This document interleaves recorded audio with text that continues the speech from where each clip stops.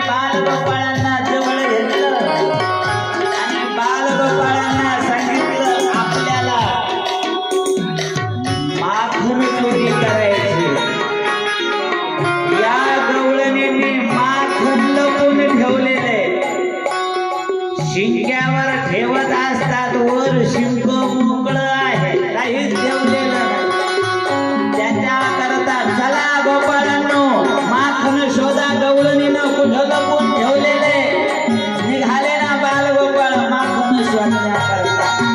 या महाराज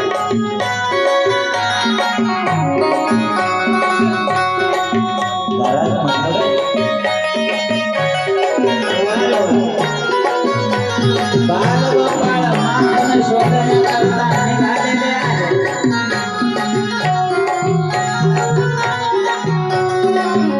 माखन शोधू लागले. गवळणीने कुठं माखन लपवून ठेवलेले पलंगाच्या खाली कपाटाच्या मागं.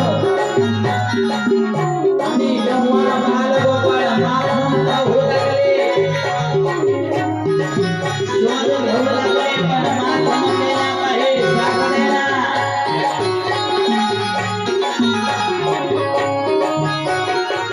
बालगोपाळ सगळीकडे माखन पाहून पाहून थकले, पण एक गोपाळ आला ना. त्याने आवाज दिला,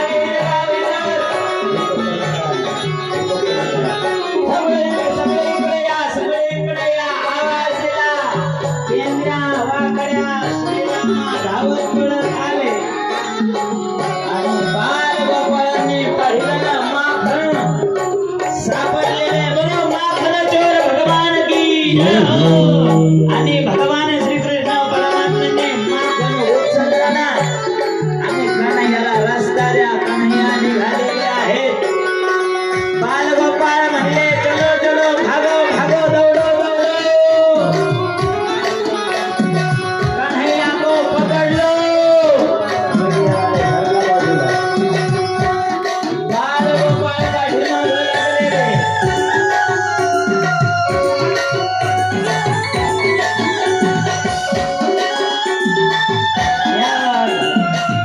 राधे कन्हैया निघालेले आहेत. आणि कन्हैया पळू लागले. कन्हैयाच्या पाठीमागं बालगोपाळ आले. पकडो पकडो, दौडो दौडो, कान्हा लागायला आहे.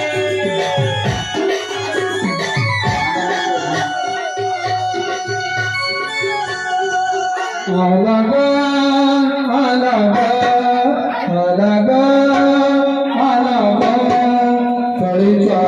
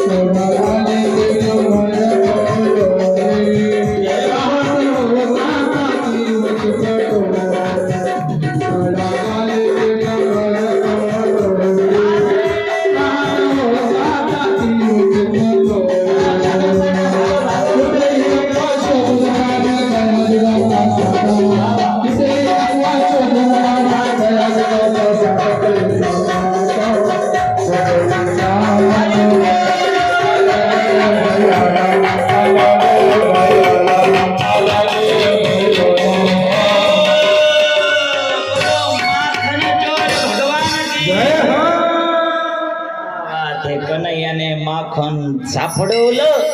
गवळणी एवढ्या चतुर होत्या, माखन लपून ठेवलेलं होतं.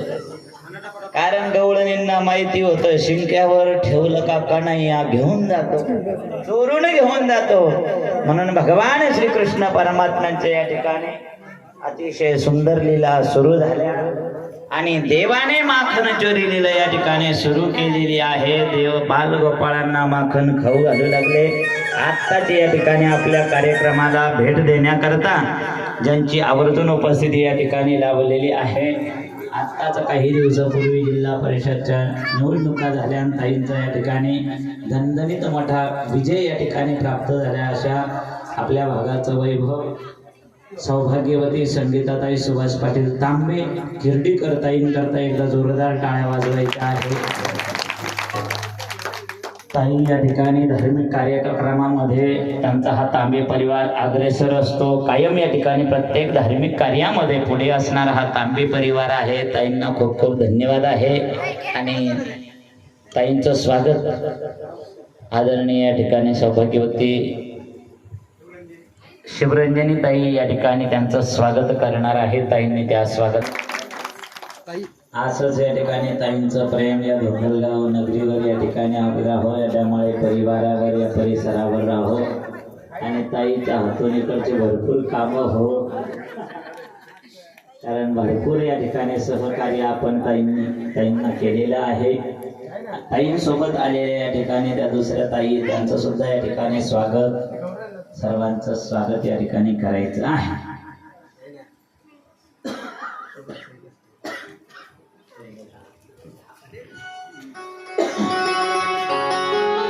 गोपाल कृष्ण भगवान की भगवान श्री कृष्ण परमात्म्याच्या अशा सुंदर लीला सुरू झाल्या, अतिशय मधुर लीला सुरू.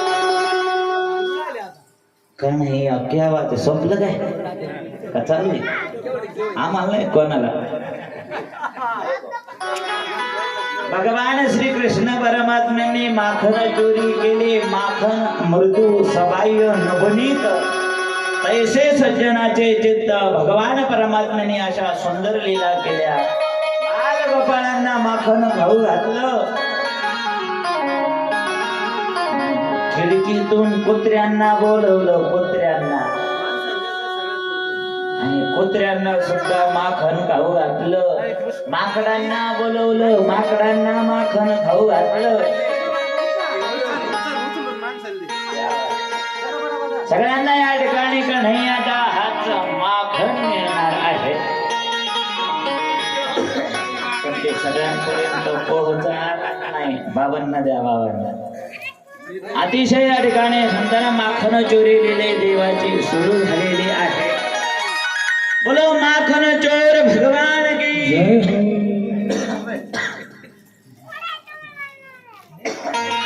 अशी सुंदर या ठिकाणी माखन चोरी लीला भगवंताची या ठिकाणी सुरू झालेली आहे.